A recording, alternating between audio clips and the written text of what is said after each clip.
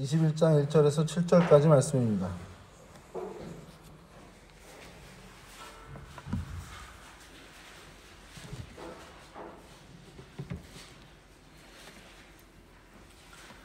저랑 한 절씩 교독하겠습니다.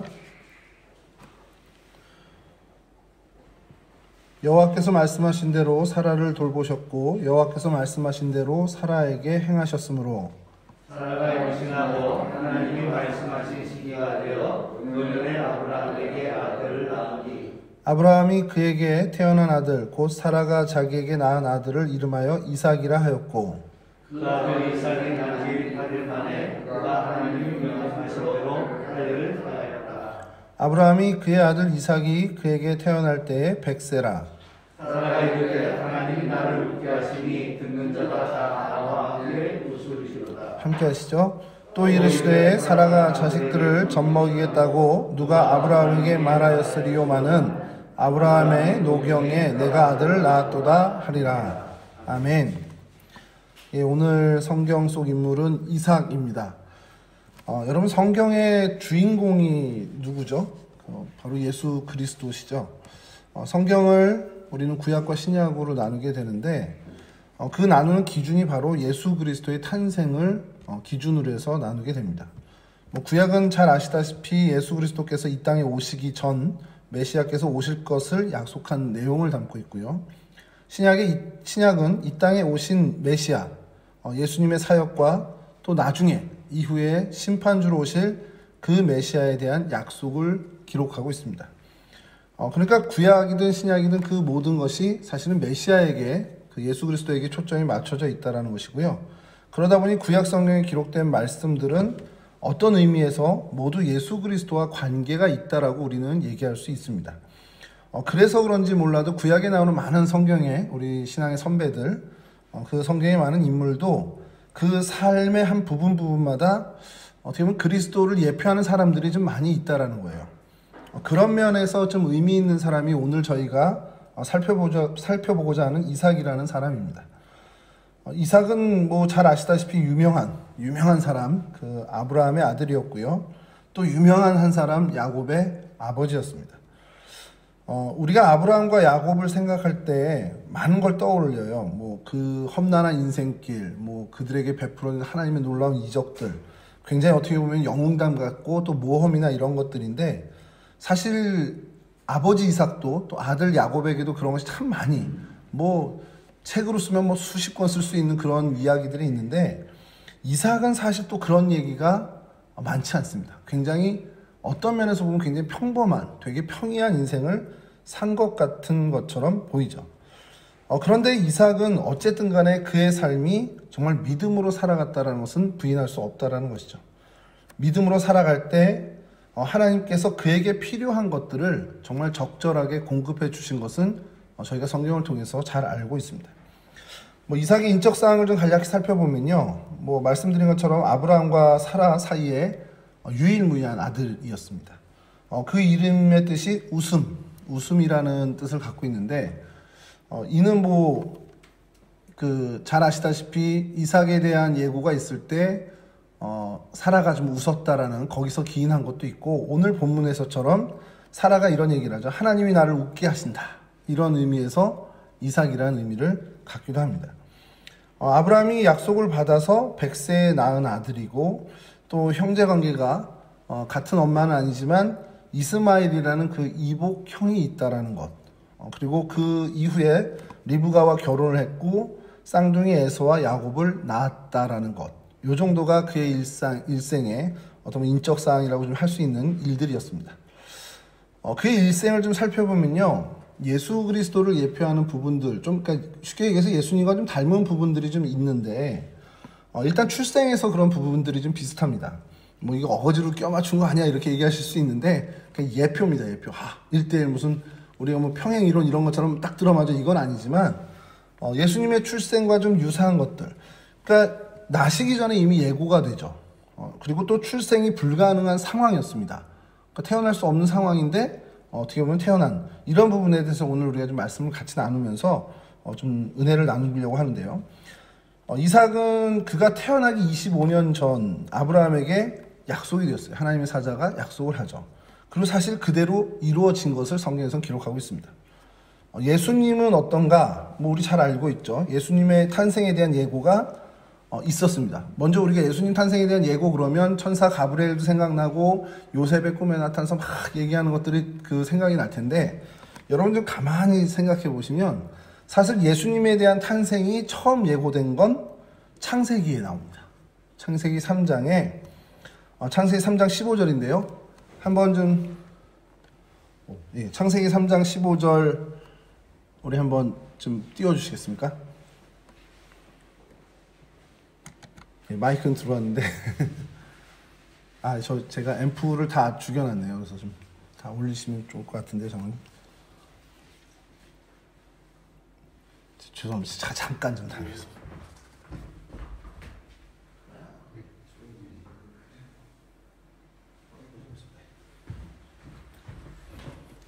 설교하다 말고 이렇게 간 적이 없는데 일단 진행하겠습니다. 창세기 3장 15절인데요. 제가 읽어드리겠습니다. 내가 너로 여자와 원수가 되게 하고 내 후손도 여자의 후손과 원수가 되게 하리니 여자의 후손은 내 머리를 상하게 할 것이요 너는 그의 발꿈치를 상하게 할 것이라. 하나님께서 이렇게 얘기를 합니다. 이게 그리스도에 대한 어떻게 보면 첫 번째 예고라고 성경학자들이 얘기하고 있죠. 그러니까 사실 예수님에 대한 예고는 뭐 이삭은 25년 전, 그것과는 완전히 비교가 안 되는 정말 창세기부터, 그러니까 구약의 처음 시작부터 예수님에 대한 탄생이 예고됐다라는 겁니다. 그리고 여러분 우리가 잘 알듯이 수많은 선지자들이 정말 그 구약 시대를 거치면서 장차 오실 메시아에 대한 예고, 그런 것들을 많이 좀 이야기하죠. 예수님이 이처럼 많은 예고를 받고 이 땅에 오셨습니다. 마찬가지로 이삭도 예고를 받았는데 뭐 예수님에게 비할 건 아니지만 이삭 역시 예고를 받고 태어난 사람이었다는 것입니다. 이삭이 태어날 것을 하나님께서 예고했을 때 아브라함과 사라의 반응이 어땠냐? 이삭의 이름처럼 웃었어요. 그게 즐거워 행복해 웃음이 아니라 사실은 좀 그게 가능해? 그러면서 허탈하면서 뭐 비웃음까지라고 하고 싶지는 않지만 그냥 어떻게 보면 좀 썩은 미소 같은 그런 웃음이었다라는 겁니다. 왜 그러냐? 이미 아브라함과 사라는 육신의 몸으로선 자녀를 얻을 수 있는 그 나이뿐만 아니라 몸의 상태가 지났다라는 거예요. 그러니까 불가능한 얘기를 들었을 때 그 이야기에 대한 아브라함과 사라의 반응은 어찌 보면 굉장히 자연스러운 반응이 될 수 있다라는 겁니다. 그런데 어떻게 됐습니까? 아브라함이 100세, 사라가 90세 때에 이삭이 태어나게 되죠. 그래서 성경은 이 사건을 이렇게 평가하는데요. 우리 지난주에 몇 주 전 사라를 보면서 우리가 얘기했지만 히브리서 11장 11절입니다. 제가 읽어드릴게요. 히브리서 11장 11절. 믿음으로 사라 자신도 나이가 많아 단산하였으나 잉태할 수 있는 힘을 얻었으니 이는 약속하신 일을 미쁘신 줄 알았습니다. 요거를 뭐 띄워드리진 않지만 제가 세 번역으로 좀 말씀드리면요. 믿음으로 사라는 나이가 지나서 수태할 수 없는 몸이었음에도 임신할 능력을 얻었습니다. 이것은 그가 약속해 주신 분을 신실하신 분으로 생각하였기 때문입니다.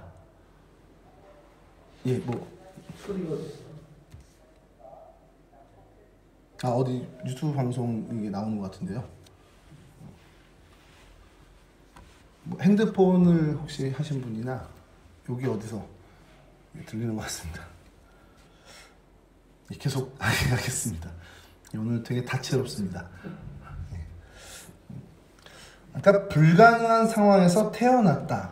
이 사실을 이 히브리서 11장에서도 이야기를 하죠. 예수님의 탄생은 어땠죠?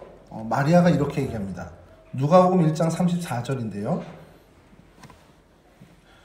마리아가 천사에게 말하되 나는 남자를 알지 못하니 어찌 이 일이 있으리까? 남자를 모르는데 내가 어떻게 아이를 낳습니까? 이게 마리아의 이야기예요. 천사의 고지를 받고 마리아가 했던 것. 이건 또 무슨 얘기냐면 결국 나 천한데 아이 못 낳았으면 이건 불가능한 일입니다라는 것을 얘기하는 겁니다. 그런데 실제 어떻게 됐죠? 아브라함과 사라에게 일어난 일처럼 처녀가 잉태를 했고 예수가 탄생이 됐습니다. 뭐 이거는 그때뿐만 아니라 지금도 불가능한 일입니다. 지금 이거 가능해라고 생각하고서 성경에 있는데 왜 오늘은 안 돼? 이런 얘기 하시면 안 되고요. 이건 지금도 불가능하고 앞으로도 불가능한 일입니다. 그러니까 예수 그리스도의 탄생은 불가능한 상황에서 일어난 하나님의 역사라는 거죠. 성령의 능력으로 마리아가 잉태했고 예수 그리스도가 태어났다.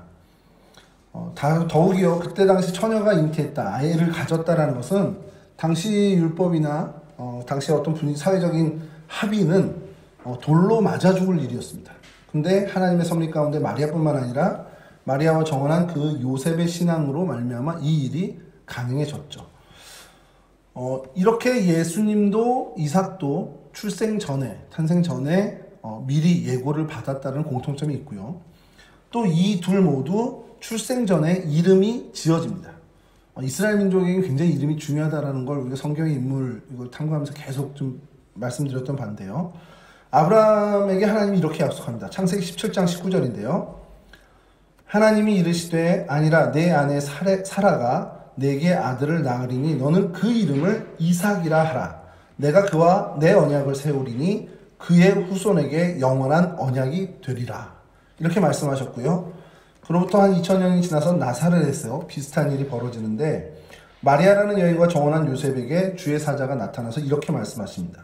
마태복음 1장 20절에서 21절 말씀인데요. 이 일을 생각할 때 주의 사자가 현몽하여 이르되 다윗의 자손 요셉아 내 아내 마리아 데려오기를 무서워하지 말라. 그에게 잉태된 자는 성령으로 된 것이라. 아들을 낳으리니 이름을 예수라 하라. 이는 그가 자기 백성을 그의 죄에서 구원할 자이심이라 하니라. 이렇게 이름이 예고됐다라는 공통점도 갖고 있습니다. 뭐 이것뿐만 아니라 또 이제 다른 면에서 유사점이라고 해야 될지 아니면 그리스도에 대한 예표로 볼 수 있는 부분들이 계속해서 등장하는데요. 이삭은 아브라함이 그 아내 사라에게서 얻게 된 유일한 독생자입니다. 예수님 역시 하나님의 독생자죠. 이건 뭐냐면 굉장히 귀한 존재라는 거예요. 아브라함에게 있어서 이삭은 말할 수 없이 귀중한 존재입니다. 마찬가지로 예수님 역시 하나님에게 있어서는 동일한 본체이시면서도 굉장히 귀중한 존재가 되죠.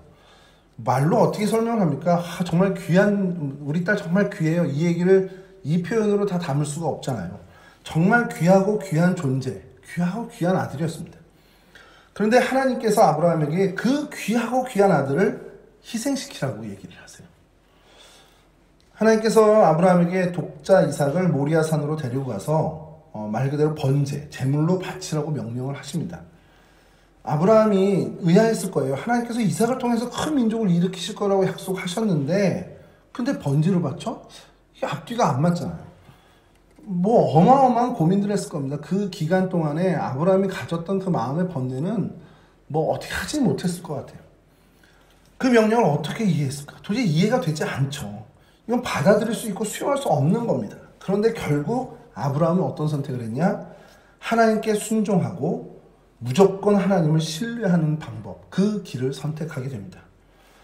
그러면서 이삭을 데리고 모리아 산으로 올라가죠. 아버지가 시키는 대로 나무를 지고 올라가는데 이삭이 궁금할 수밖에 없습니다. 계속 따라가다 보는데 나무도 있고 불도 가서 만들면 될 텐데 재물이 안 보여요. 그래서 아버지한테 물어봤더니 아버지가 하시는 말씀이 여호와께서 준비하실 거야 라고 대답을 합니다. 저는 여기서 좀 엉뚱한 생각을 한 게 진짜 믿었을까? 이 생각을 한 거예요. 이게 뭔가 꿍꿍이 했는데 진짜일까? 굉장히 뭔가 의심. 근데 나를 잡을 거라는 생각은 아마 못했을 것 같아요. 얼마나 아끼면서 길렀겠습니까, 이삭을. 설마 나를이란 생각을 아예 애시당초 상상도 안 했을 것 같아요.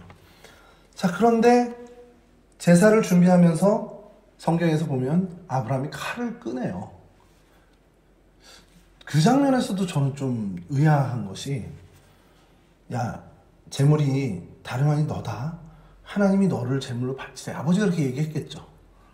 이삭이 그것을 말도 안 돼요 하고 수용이 안 됐다면, 그 마음에 수용이 안 됐다면 이삭이 이때 당시 17살 정도 되잖아요. 도망가죠. 100세가 넘은 아무리 아브라함이 체력이 그때까지 왕성하더라도 제가 볼 땐 못 쫓아가거나 못 잡았을 겁니다. 근데 그 자리에 그 일이 일어났다는 것, 그리고 하나님이 이 칼을 빼들고 아브라함이 이삭을 찌르려 할 때 하나님이 아브라함 하고 멈추게 하신 그 장면을 생각해 보면 분명히 이삭은 인지를 했다라는 겁니다. 그 상황을. 근데 이삭은 묵묵히 그 제사, 아버지 얘기에 순종을 해요. 하나님께 기가 막힌 순종으로 아브라함이 응답했을 때 이 이삭 역시 아버지인 아브라함에게 정말 절대적인 무한 신뢰를 가지고 순종을 하는 모습을 보게 됩니다. 사실 이것이 이삭의 위대한 모습이에요. 그러니까 이삭이 뭐 믿음이 있었다 없었다 이거 다 차지하고요. 이 한 장면을 가지고 그는 정말 위대한 믿음의 사람이라는 걸 저희가 알 수 있다는 겁니다. 모리아산에서 아버지가 자기를 제물로 드려야 하는 그 죽음의 자리에서 순종했다는 것. 이건 뭐 약간 격가지 얘기일 수 있지만 그가 순종할 수 있었던 것, 평소에 아버지에 대한 신뢰가, 아버지에 대한 믿음이 정말 차곡차곡 잘 쌓여졌기 때문이라는 거죠. 우리 아버지 못 믿을 사람이야. 우리 아버지 자기만 가져. 우리 아버지가 나를 뭘 사랑해. 이런 어떤 불신의 의심이 있었다면 그 결정적인 자리에서 그와 같은 순종을 할 수 없었을 거라는 거죠. 아브라함이 평소에 하나님을 얼만큼 신실하게 섬겼고 하나님 말씀이라면 얼만큼 믿음으로 따랐는지를 그가 17살 되는 해까지 목격해왔고 그것이 그 이삭의 마음에 철저한 신뢰로 쌓였기 때문에 그 죽음의 자리 앞에서도 그는 아브라함의 이야기에 순종했다라는 겁니다. 예수님은 어땠습니까? 예수님이 십자가를 앞에 놓고 뭐 이까짓 것 하면서 하셨나요? 성경은 그렇게 얘기하지 않죠. 아버지 내 원대로 마옵시고 아버지의 원대로 하옵소서라는 정말 마지막에 절규 아닌 절규로 하나님께 결국 다 맡깁니다. 그 전까진 정말 땀방울이 핏방울이 되도록 간절하게 하나님 앞에 이 잔을 내게서 돌려주시면 좋겠습니다라고 기도를 하신 모습을 봅니다. 그런데 마지막엔 결국 내 원대로 마시고 하나님 아버지 뜻대로 하십시오라는 십자가에 못 박히기까지의 순종을 하나님께 드립니다. 100세가 넘은 아버지 아브라함이 자기를 묶으려고 할 때 이 청년 이삭이 도망칠 수도 있었는데 그러지 않고 묵묵히 아버지 뜻대로 하십시오. 내 원대로 마시고 아버지의 원대로 하옵소서라는 그 고백과도 같은 모습. 여러분, 신자들이 하나님 뜻에 순종하는 것, 이거 굉장히 신앙생활의 기본이죠. 그래서 신앙생활 처음 시작하는 건 어떻게 보면 순종에 대한 훈련을 받는 거라고 우리가 이야기할 수 있습니다. 때로는 하나님의 명령이 이상하네, 이해가 안 되죠. 납득이 안 되고 약간 억지 같은 때가 있지만 그럼에도 불구하고 하나님께 아멘하고 응답하는 그 훈련을 하는 것이 신앙생활의 첫 훈련입니다. 그럴 때 하나님이 우리에게 은혜를 주시고 우리를 축복하시고 그래서 하나님의 뜻을 이루는 도구로 만드시죠. 마태복음 26장 42절에 예수님의 그 마지막 그 기도, 내 아버지여 만일 내가 마시지 않고는 이 잔이 내게서 지나갈 수 없거든 아버지 원대로 되기를 나도 원합니다라는 그 고백이 사실 우리가 하나님 앞에 가져야 하는 어떤 기본적인 자세, 신앙의 자세라는 것을 주님께서 이 기도를 통해서 우리에게 보여주셨다는 겁니다. 이건 성경학자의 어떻게 보면 지금은 가장 정설로 되어 있는데 이견도 사실은 있습니다만 정설로 이야기하는 것이 예수님께서 오르신 바로 그 골고다 언덕이 2000년 전 아브라함이 이삭을 제물로 드리기 위해 올랐던 그 산과 동일하다라는 것을 이야기합니다. 그렇게 얘기하면 굉장히 더 의미도 있게 되겠죠. 그리고 나서 우리가 잘 알지만 이 아브라함과 이삭의 이야기로 돌아가면 여호와 이레의 하나님을 우리가 경험하게 됩니다.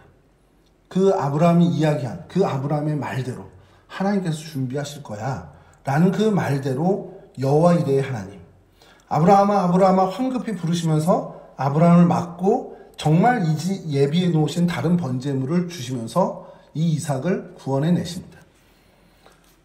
주님께서 자신의 고난의 십자가 위에서 매달려서 정말 물과 피를 다 쏟으시고 운명하셨을 때 하나님은 어떠셨을까? 하나님 역시 보지 않으시려고 해를 가리고 어둠을 일으켰다라는 이런 얘기를 하는 경우도 있는데, 여하튼 하나님께서는 결국 이 사흘 후에 이 죽음의 권세를 다 물리치시고 무덤 문을 열어서 당신의 독생자 예수 그리스도를 부활시키셨다는 겁니다. 이삭으로 말미암아 하늘의 별과 같고 바다의 모래 같은 정말 창대한 언약의 후손이 생겼죠. 그건 우리 부인할 수 없습니다. 오늘날 어떻습니까? 예수 그리스도로 말미암아 정말 온 세상 땅끝에서 땅끝까지 창대한 하나님의 백성들로 가득 차 있습니다. 여러분, 이 두 점을 보면서 뭐 비교는 안 됩니다. 사실 예수 그리스도의 그 사역의 스케일과 이삭의 이 부분은 뭐 비교도 못하죠. 그 순종이 뭐 같은 길이긴 하지만, 결은 같을 수 있지만, 그것을 우리가 크기로 많이 비교한다면 그건 비교가 같지도 안 되는 이야기지만, 구약에서 이삭의 이 사람의, 이 인물의 모습을 보면서 예수 그리스도를 좀 닮은 모습들을 우리가 발견한다라는 거예요. 여기서 잠깐 딴 길로 잠깐 가겠습니다. 이 설교를 준비하면서 굉장히 생각이 많았어요.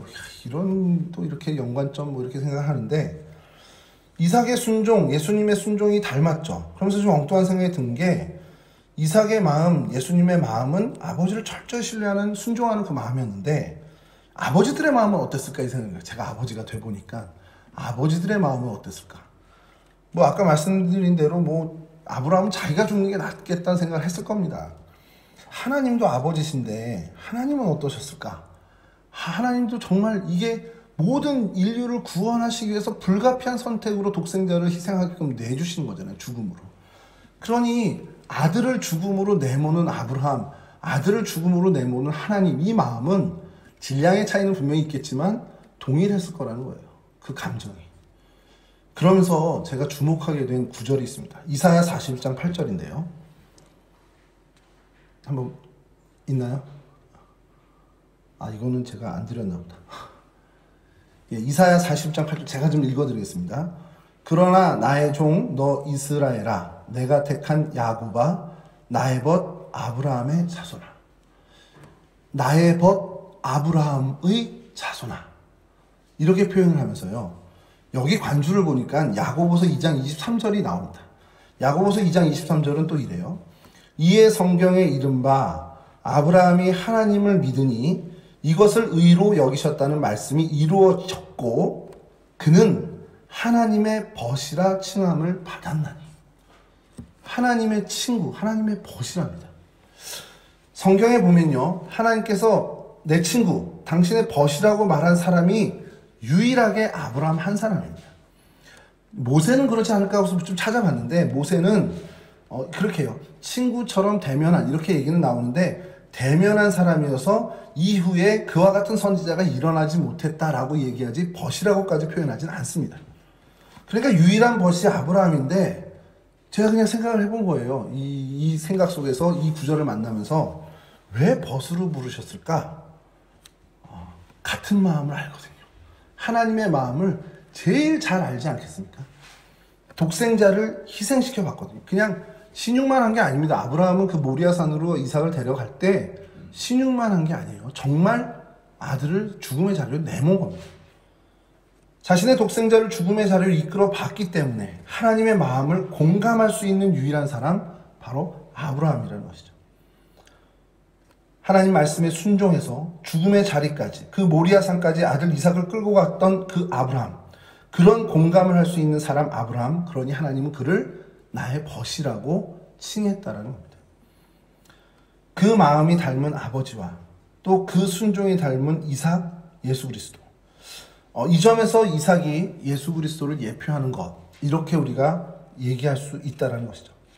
이삭의 어떤 이런 모습뿐만 아니라 그의 이제 생활로 좀 들어가서 생활 방식, 또 삶의 방식을 보면서 예수님과 닮은 모습을 좀 살펴보면, 세상을 살아가는 이삭의 그 생활은 천성이 온유하고 유순하고 침착하고 다툼을 싫어했다는 걸로 우리가 볼 수 있습니다. 그러니까 언제든지 믿음과 순종으로 일관한 사람이라고 평을 할 수 있는데, 아마 아브라함이 100세에 얻은 아들이니까 굉장히 귀중하게 키웠겠죠. 그러니까 얼마든지 버릇없는 사람으로 자랄 수도 있는데, 그렇지 않고 아버지의 그 가정교육이 위대했는지 모르지만 굉장히 아버지에게 순종하면서 어떻게 보면 온유하고 유순하고 침착한 사람으로 잘 자랐다라는 겁니다. 그러면서 이제 창세기 26장에 그의 어떤 대표적인 생활 모습이 나오는데, 그랄에 가서 장막을 치고 아브라함 때 팠던 우물을 다시 팝니다. 근데 그 그랄 사람들 목자들이 와서 야, 이거 비켜, 우리 거야. 그러면서 시비를 걸어요. 사실 이 우물이 아브라함 거기 때문에 이삭이 갖는 게 맞습니다. 따주면 되죠. 근데 다투지 않고 물러납니다. 그렇게 세 차례 하면서 마지막 세 번째 그 우물에 이제 어떤 다툼이 없어서 그냥 정착을 하게 되는데, 여러분 한두 번 참는 거 이거 어려워요. 이거 한 번 참는 거 괜찮은데 또 같은 일을 두 번, 세 번 참는 거는 쉽지가 않습니다. 굉장히 부당한 일을 당했음에도 이삭은 다투지 않습니다.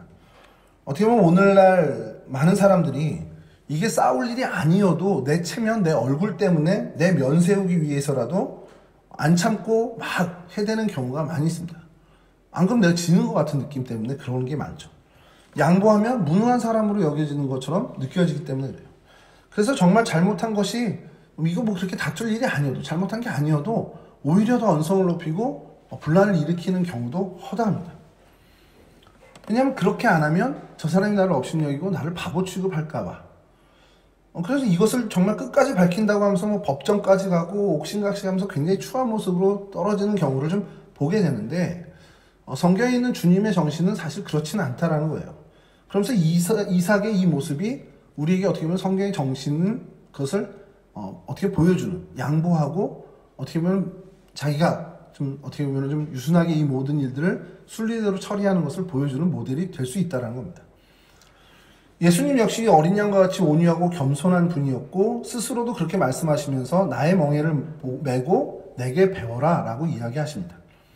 그러니까 우리가 예수님에게서도 이삭에게서도 온유하고 겸손한, 그리고 배려하는 그 양보심에 대해서 우리가 볼 수 있는 것처럼 이삭의 그 모습이 예수님을 많이 닮았다라고, 그의 삶의 방식이 닮았다라고 우리가 이야기할 수 있죠. 예수님이 참으신 거를 좀 생각해 봤어요. 이삭처럼 이렇게 뭐 그랄 목자들이 와서 확 시비 걸 때 예수님이 참으신 그런 비슷한 게 있을까? 예수님이 화가 나도 아무 이상하지 않은 그런 상황에서 참으신 적이 언제 있을까 생각해 보면 예수님이 잡히시던 날밤이 아닌가라는 생각이 들어요.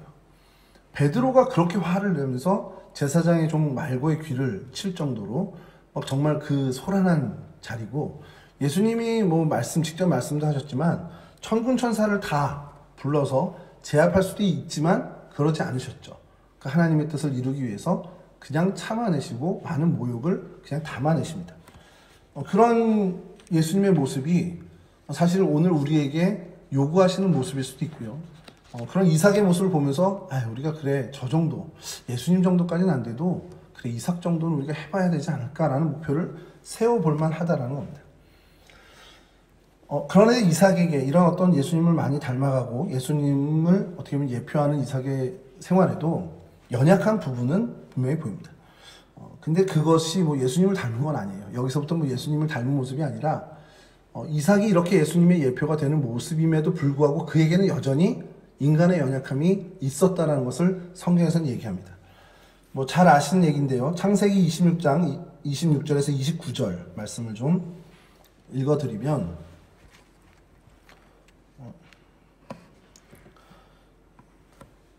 그 우물을 팠던 사람들이 이렇게 얘기합니다.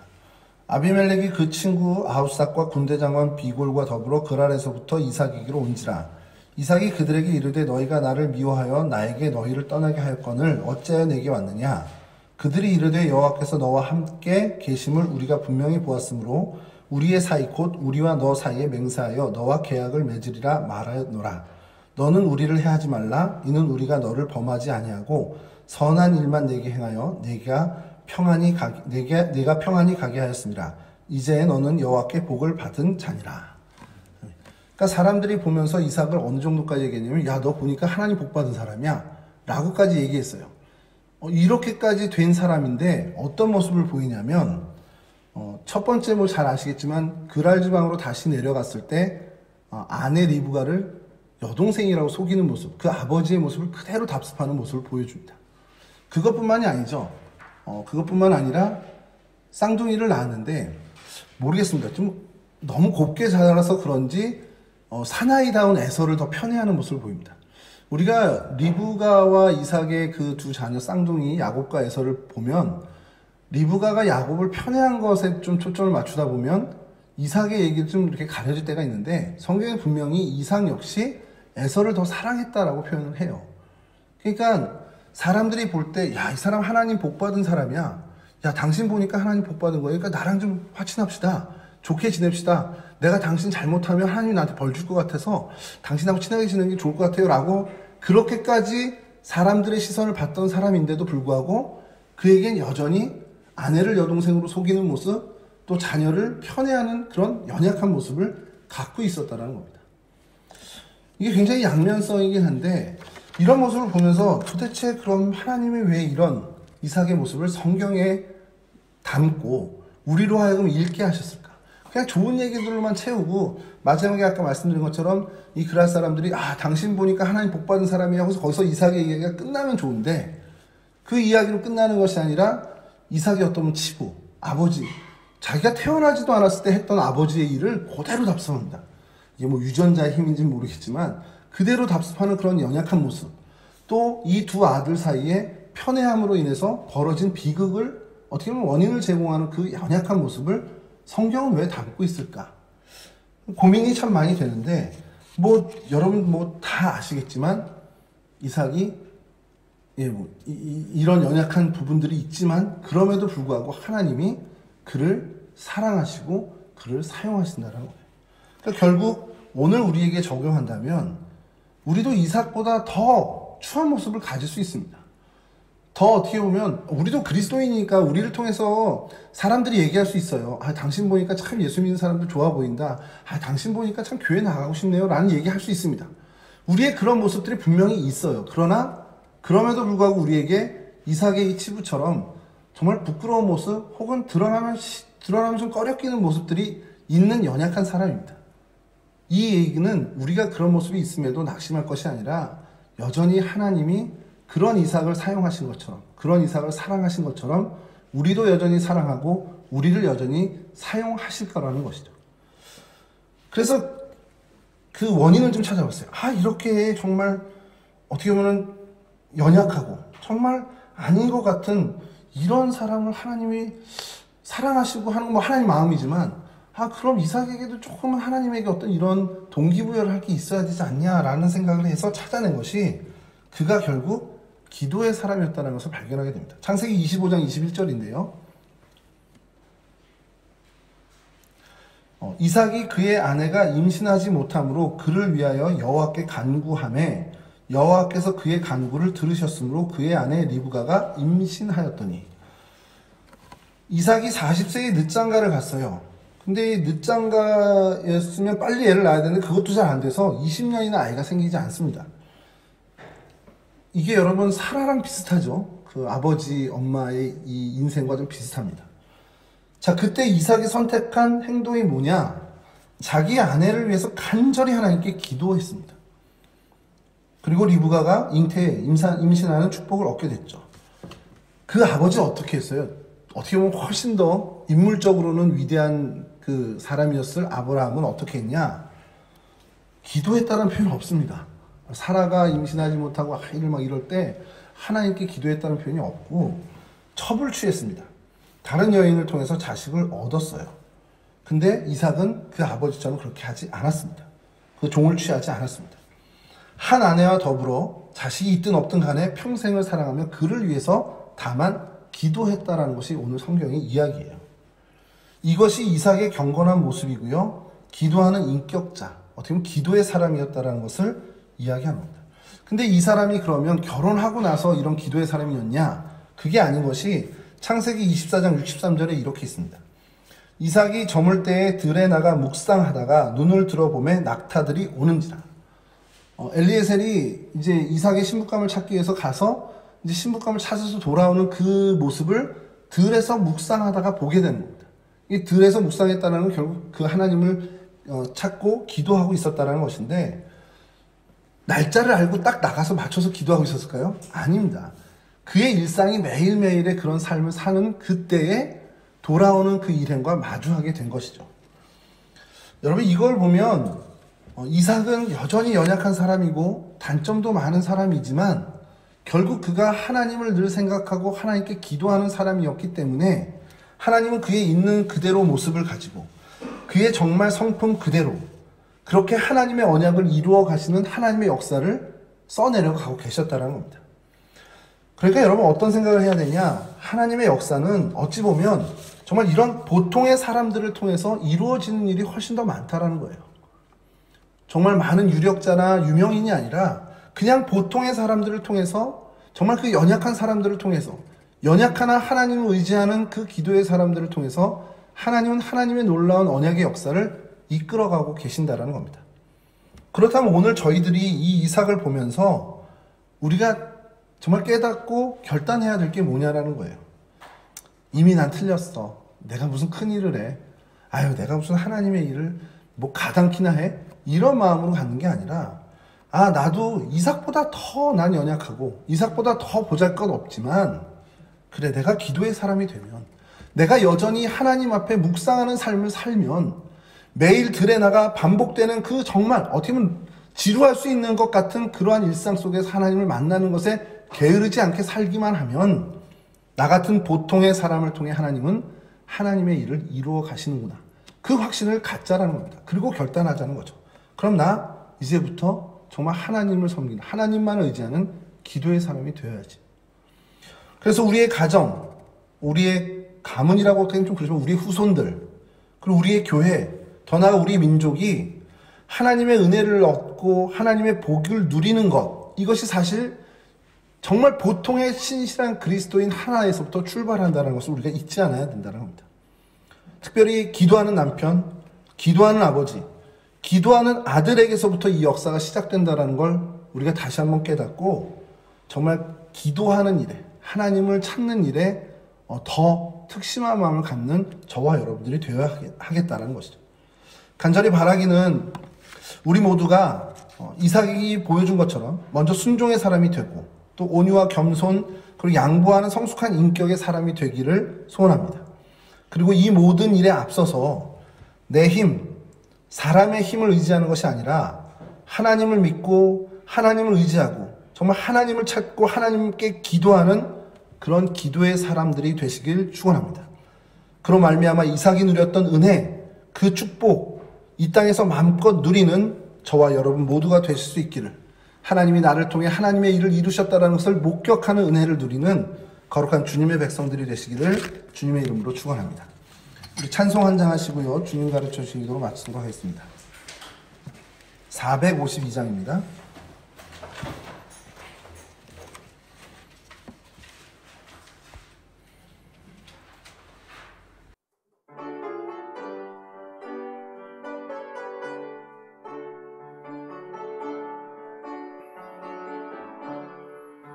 내 모든 소원 기도의 제목 예수님 닮기 원함이라. 예수님 형상 나 입기 위해 세상에 보호하기 전에 예수님 닮기 내가 원하네.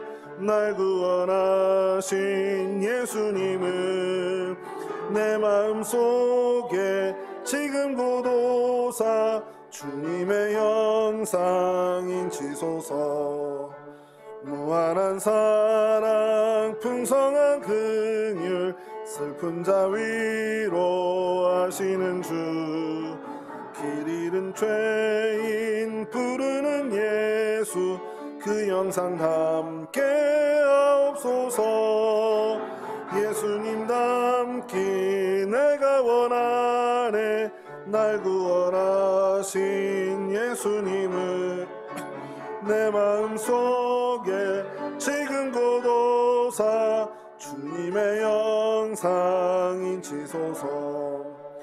겸손한 예수 거룩한 주님 원수의 멸시 참으시사 우리를 위해 고난을 받은 구주를 담게 하옵소서. 내가 원하네. 날 구원하신 예수님을 내 마음속에 지금 고도사 주님의 영상인 지소서. 하늘에 계신 우리 아버지여, 이름이 거룩히 여김을 받으시오며 나라가 임하옵시며 뜻이 하늘에서 이룬 것 같이 땅에서도 이루어지이다. 오늘날 우리에게 일용할 양식을 주옵시고 우리가 우리에게 죄 지은 자를 사하여 준 것 같이 우리 죄를 사하여 주옵시고 우리를 시험에 들게 하지 마옵시고 다만 악에서 구하옵소서. 나라와 권세와 영광이 아버지께 영원히 있사옵나이다. 아멘.